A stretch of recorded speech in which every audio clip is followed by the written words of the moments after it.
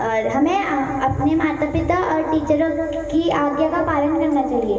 अगर हम उनकी आज्ञा का पालन करें उससे कुछ होगा कि अगर हम उनका आज्ञा का पालन नहीं करें हमें पाप लगेगा। बाढ़ही असुर अधम अभिमानी, जब होय धर्म की हानि, बाढ़ही असुर अधम अभिमानी। जब जब हुए धर्म की हानि, बाढ़ही असुर अधम अभिमानी। तब तब धरि प्रभु विविध शरीरा, तब तब हरि प्रभु विविध शरीरा, हरहि कृपा निधि सज्जन पीरा। हरहि कृपा निधि सज्जन पीरा। जब जब होय धर्म की हानि, बाढ़ई असुर मन नारायण नारायण नारायण। श्रीमन्नारायण नारायण नारायण, भज मन नारायण नारायण नारायण। भज मन नारायण नारायण नारायण। लक्ष्मी नारायण नारायण नारायण। लक्ष्मी नारायण नारायण नारायण। श्रीमन नारायण नारायण नारायण। श्रीमन्नारायण नारायण नारायण।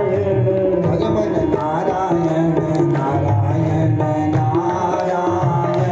भजमन नारायण नारायण नारायण। बद्री नारायण नारायण नारायण। बद्री नारायण नारायण नारायण। तो नारायण कहते कहते नारद जी पहुंच गए वेद व्यास जी के पास। वेद व्यास जी के नारायण को प्रणाम किया, नारद जी को, और आसन पर बैठाया। लेकिन जो अपना दुख है हृदय में उससे और दुखित हो गई। जब वेद व्यास जी को दुखित देखा नारद जी ने, तो नारद जी को लगा कि वेद व्यास जी को कोई न कोई दुख है, क्योंकि जब आता था तो अपना सब बात बताते थे। आज इनका मुख थोड़ा मलिन लग रहा है। तो नारद हुआ नारद जी कहने लगे, आराश्चर्य महाभाग भवत कच्चिदात्मना, परिदुष्यति शारीर आत्मा मानस एव वा। पराशरस्य अपत्यम पुमान पाराशर। हे पराशर ऋषि के पुत्र पराशर जी, वेद व्यास जी, आपका मन और मुख देख के लग रहा है कि आपको कोई चिंता सता रही है। आप हमें बताइए आपको कौन सी चिंता सता रही है, बताओ अपना दुख। तो तब वेद व्यास जी की बात सुन, वेद व्यास जी नारद जी की बात सुन करके कहने लगे, व्यास उवाच अस्तेव मे सर्वमिदं त्वयोक्तं, तथापि नात्मा परितुष्यते मे। तन्मूलमव्यक्त मगाधबोधं प्रच्छामहे त्वात्मभवात्मभूतम्। हे भगवान, आपने अगर मुझसे पूछ दिया है तो मेरी चिंता का कारण सुनो। मैंने महाराज एक वेद के 4 भाग बना दिए, पंचम वेद महाभारत लिख दिया, 17 पुराण लिख दिए, फिर भी मुझे शांति नहीं मिल रही है। तो मुझे शांति कब मिलेगी महाराज? मेरे जीवन की अशांति कब दूर जाएगी? मुझे इतना लिखने के बाद भी मुझे लग रहा है कि मैंने ऐसा कुछ लिखा नहीं है जिससे लोक का कल्याण हो जाए। तो आप हमें बताइए कि मैं क्या लिखूं जिससे मेरा भी कल्याण हो जाए, मुझे भी शांति मिल जाए, और जो कलयुग में आने वाले जीव जिसको श्रवण करके उनका भी जो है दुख दूर हो जावे, शांति मिल जावे। हे भगवान, आप हमें बताइए। यह सुन करके जब मैं ज्यादा हो गई ना वेद व्यास जी को, मैंने इतने पुराण लिखे, मैंने ऐसा किया, तो नारद जी समझ गए ये मैं ज्यादा हो गई है। और जहाँ मैं होती है वहाँ क्या होता है? वहाँ पतन ही पतन होता है। बैठे छप्पैया पंक्ति भेद में चलने भी हो। हाँ, पंक्ति भेद भवेद काण, गरु पुराण समझा तो बोलो। गरु पुराण में क्या लिखा है? पंक्ति भेद भवेद काण। 5 बजे वाला अगले बैठो, 1 बजे वाले क्या करो? यही तो गड़बड़ी है ना। जो आगे आएगा आगे पाएगा, पीछे आएगा पीछे पाएगा। तो बेचारा गिर बैठे हैं तो 1 बजे बैठे, मैं कहा ऐसे नहीं हो, मतलब फिर ये तो धर्म गद्दी है ना, यहीं जब अगर अधर्म उन बैठ जाए तो हम अपने और पराई का भेद करने लगेंगे, फिर और उनके कितने होंगे। तो जहाँ जगह है बैठने दो, सब जगह ढीले बैठ गए कि कान में जानते शब्द बस ये तो जाग सही है। हाँ बढ़िया, अभी लगे काट क्यों मतलब बैठन पर, ठीक जी। हाँ तो इसलिए तो नारद जी को क्या हो गया, नारद जी कहते हैं व्यास जी को मैं ज़्यादा हो गया कि मैंने ऐसा कर दिया, मैंने ऐसा कर दिया, मैंने ऐसा कर दिया। और जहाँ मैं होती है वहीं तो पतन होता है, वहाँ उद्धार नहीं होता है। बकरी ही सिर के छेदन क्यों किया जाता है? क्योंकि बकरी मैं करती है तभी सिर कटवा दिए, मैं करती है ना, गाय अम्मा करती है, हाँ कुत्ता भू भू तू करता है, और तू करने वाले से सब दूर रहते हैं। और मैं करने वाले को देवो दुर्लभ मानुषा, देवता भी दुर्लभ, देवताओं को भी दुर्लभ होता है अजागा सिर, है कि नहीं? तो इसलिए मैं हो गई है, और जब तक मैं का नाश नहीं होगा तब तक इनका उद्धार नहीं होगा। मैं माने संस्कृतों को मैं ही अहम कहा जाता है, कहते हैं बड़ा अहम है इसको, अहम माने मैं ज़्यादा है। किसी को धन का मैं मेरा धन, किसी को मेरा पुत्र, किसी को मेरा पत्नी, तो मैं ही तो जीवन में फंसाती है ना ये मनुष्य को, तो अहम ही फंसाता है। इसलिए नारद जी ने ज्ञान दिया, महाराज आपको मैं बहुत है, आप सत्संग करो, जब तक आप सत्संग नहीं करोगे तब तक आपका उद्धार हो नहीं सकता है। नारद जी से कहा महाराज सत्संग कहाँ मिलेगा? नारद जी पूर्व जन्म की बात बताते हैं। पूर्व जन्म में एक दासी का पुत्र था, 4 महीने मैंने सत्संग किया, आज उसी सत्संग के प्रभाव से मैं नारद बना पड़ा हूँ। भगवान ने मुझे वीणा, देवदत्त नाम की वीणा दे दी और कान में नारायण मंत्र दे दिया, और इस वीणा पर नारायण नारायण कहता हूँ, मुख से वही नारायण नारायण शब्द निकालता हूँ। इस नाम के प्रभाव से जहाँ जाता हूँ वहाँ मेरा आदर होता है। देवताओं में जाऊँ, देवता भी मेरा आदर करते हैं, प्रणाम करते हैं। दानवों में जाऊँ, दानव भी मेरा सत्कार करते हैं। मानवों में जाऊँ, वहाँ भी मेरी इज्जत होती है। यह मेरी इज्जत किसलिए हो रही है? क्योंकि मैंने सत्संग किया और भगवान का नाम जप रहा हूँ, और वही नाम का प्रभाव है, जहाँ जाता हूँ मुझे आदर मिलता है। इसलिए तुम भी क्या करो, सत्संग करो। प्रादेश मात्रम भवता प्रदर्शनम, नारद जी ज्ञान दे करके चले गए कि अपना मन जब तक भगवान में नहीं चढ़ाओगे, जो भी हमारे पास है, जब तक भगवान की कृपा नहीं समझोगे तब तक वह वस्तु सुख देने वाली नहीं होती है। क्षेमम न विंदन्ति विनाय दर्पणम, हमें अपने माता पिता और टीचरों की आज्ञा का पालन करना चाहिए। अगर हम उनकी आज्ञा का पालन करें, उससे कुछ होगा कि अगर हम उनका आज्ञा का पालन नहीं करें हमें पाप लगेगा। हाँ लगेगा, क्योंकि शास्त्र कहते हैं गुरु आज्ञा बलियसी, माता पिता सबसे हितैषी संसार में होते हैं, माता पिता और गुरु। जितना हित माता पिता और गुरु चाहते हैं संसार में, उतना हित कोई चाह ही नहीं सकता। कोई माँ ये नहीं समझती कि मेरा बच्चा कुमार्ग पर जावे, अनपढ़ रहे या व्यर्थ में घूमे। हर माँ चाहती है मेरा बच्चा जो है अच्छी विद्या पढ़े, अच्छे पद पर जावे, क्योंकि माता पिता टोकते किसके लिए? बच्चा थोड़ा मेहनत करेगा, अच्छे मार्ग पर जाएगा, अच्छी नौकरी लगेगी, कल के दिन उसका जीवन ही सुखमय होगा। गलत मार्ग पर चले गया तो उसका जीवन क्या हो जाएगा? गलत हो जाएगा। और कहते हैं गुरु बिन भवनिधि तरही न तो कोई, बिना गुरु के भवसागर से पार नहीं हो सकता है। गुरु माने हमारे शिक्षक, जो स्वयं दुख भोग करके हमको सुख देते हैं, हमारे लिए मेहनत करते हैं। गुरु का शिष्य अगर अच्छे पद पर चला गया तो गुरु की भी पूजा होती है उसमें। तो माता पिता और गुरु से हितकर संसार में कोई हो ही नहीं सकता है। मित्र 4 दिन के होते हैं। विद्यालय में जाओगे, अलग क्लास में अलग मित्र हुए, उससे बड़ी क्लास में गए अलग हो गए, कोर्स करने गए वहाँ अलग हो गए। तो मित्र हित नहीं चाहता है।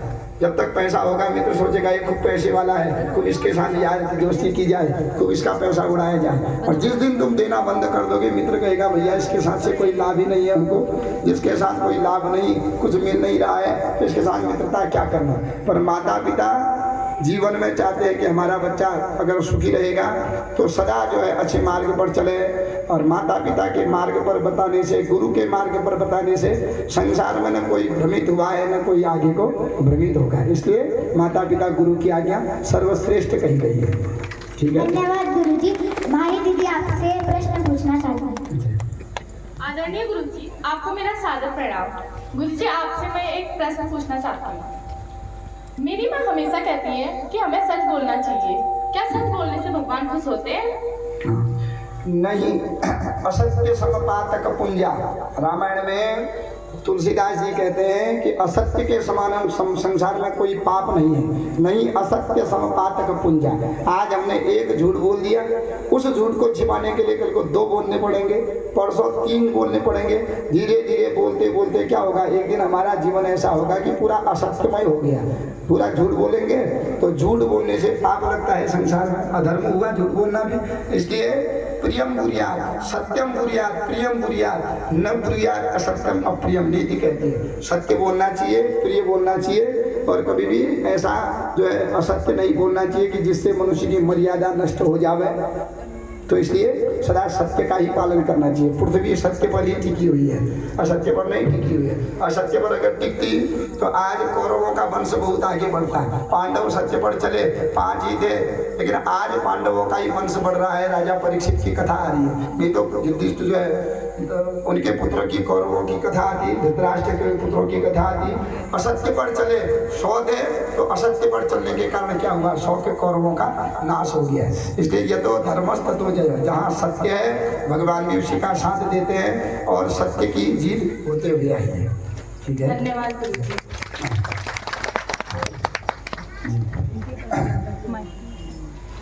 एक बार जोर से बोलिए भगवान श्री कृष्ण की जय, हमारे गुरुजी की जय, संत समाज की जय। जिस आनंदमय और भक्तिमय चीज का यहाँ पे एक बहुत सुंदर मेला लगा हुआ है, हम सब उसके साक्षी हैं, और इतने परम पूजनीय हमारे गुरुजी जो इसको कर रहे हैं, मुझे लगता है कि हमारे कानों की तृप्ति है, हमारा जो जीवन है कहीं ना कहीं से तृप्त होता चला जाएगा। मैं आपसे ये भी रिक्वेस्ट करूंगा कि एक बहुत अच्छी पहल आज गुरुजी की तरफ से करी गई है कि वो हमारे प्रश्न भी सुनना चाहते हैं, ताकि हम अपने प्रश्न उनके सामने रखें और अपने जीवन के जितने भी परेशानियां हैं, जितने संशय हैं, जो हमारे दिमाग में परेशानियां हैं, उनको भी हम लोग कहीं ना कहीं खत्म कर दें। उनके मार्गदर्शन में हो रही हुई चीज़ों को कल से आप भी अपने ज़िंदगी में ज़रूर अप्लाई करें। यहाँ पर जब आएँ तो सिर्फ और सिर्फ कथा ही ना सुने, कथा को श्रवण करते हुए उसका पूरा का पूरा ज्ञान लेते हुए अंत में अपने प्रश्नों को भी हमारे गुरुजी के सामने रखें, ताकि वो अपनी जो मार्गदर्शन है वो हमें दें और हमारा जो जीवन है वो धन्य हो जाए। एक बार फिर से बोलिए भगवान श्री कृष्ण की जय हो। पूर्ण सच्चिदानंद भगवान की जय। अब आरती होगी, सभी लोग